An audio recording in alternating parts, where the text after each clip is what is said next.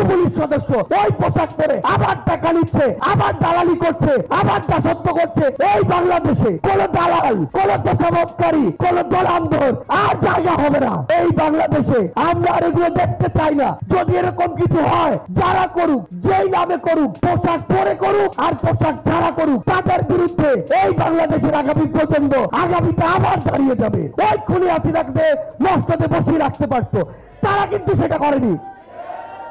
তারা তাদের প্রতিষ্ঠানের সম্মানের কথা চিন্তা করেছে। আপনারা কিসের কথা চিন্তা করেছেন? আপনারা চিন্তা করেছেন আপনাদের পদবীর কথা, ওই খুনির হুকুমের কথা, ওই খুনির দাসত্বের কথা।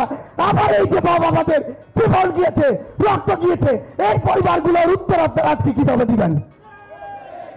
আজকেও এত খুনের পরে, এত জীবনের পরে নতুন করে এই বাংলাদেশে আবারও কিছু পুলিশ সদস্য ওই পোশাক পরে আবার টাকা নিচ্ছে, আবার দালালি করছে, আবার দাসত্ব করছে, আবার একটি দলের হয়ে কাজ করছে।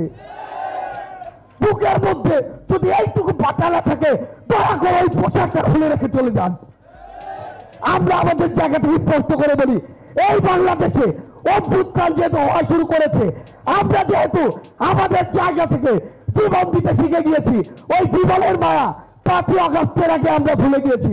আমরা আপনাদেরকে পুরো বাংলাদেশের যারা রাজনৈতিক দল, বিভিন্ন সশস্ত্র বাহিনীর যারা রয়েছেন, আপনাদেরকে স্পষ্ট করে একটা কথা বলি, এই বাংলাদেশে কোন দালাল, কোন তোষামতকারী, কোন দলান্ধর আর জায়গা হবে না। আমরা আমাদের জায়গা থেকে আপনাদেরকে স্পষ্ট করে বলি, আমার শহীদ ভাইদের নিয়ে এখনো ব্যবসা হচ্ছে, মামলা ব্যবসা হচ্ছে, টাকার ব্যবসা হচ্ছে, দলের রাজনীতি হচ্ছে। এই বাংলাদেশে আমরা আর এগুলো দেখতে চাই না। যদি এরকম কিছু হয়, যারা করুক, যেই নামে করুক, পোশাক পরে করুক আর পোশাক ছাড়া করুক, তাদের বিরুদ্ধে এই বাংলাদেশের আগামী প্রজন্ম আগামীতে আবার দাঁড়িয়ে যাবে। আমরা শুধু আপনাদের উদ্দেশ্যে একটি কথা বলতে চাই, আমার সেই পরিবারদের উদ্দেশ্যে, আপনাদেরকে শক্ত হতে হবে।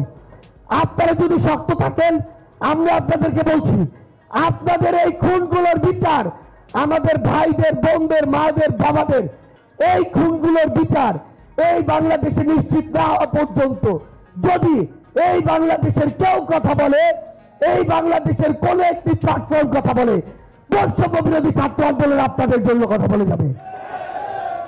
আমি শুধু আপনাদেরকে এটুকু আশ্বস্ত করতে চাই, যে কোনো জায়গায় যে কেউ আপনাদেরকে নিয়ে যদি বিন্দু মাত্র ছেলে খেলা করার চেষ্টা করে, একটা জিনিস মনে রাখবেন, এই প্ল্যাটফর্ম বাংলাদেশ সরকারকে এই প্ল্যাটফর্ম তার জায়গায় বসিয়েছে।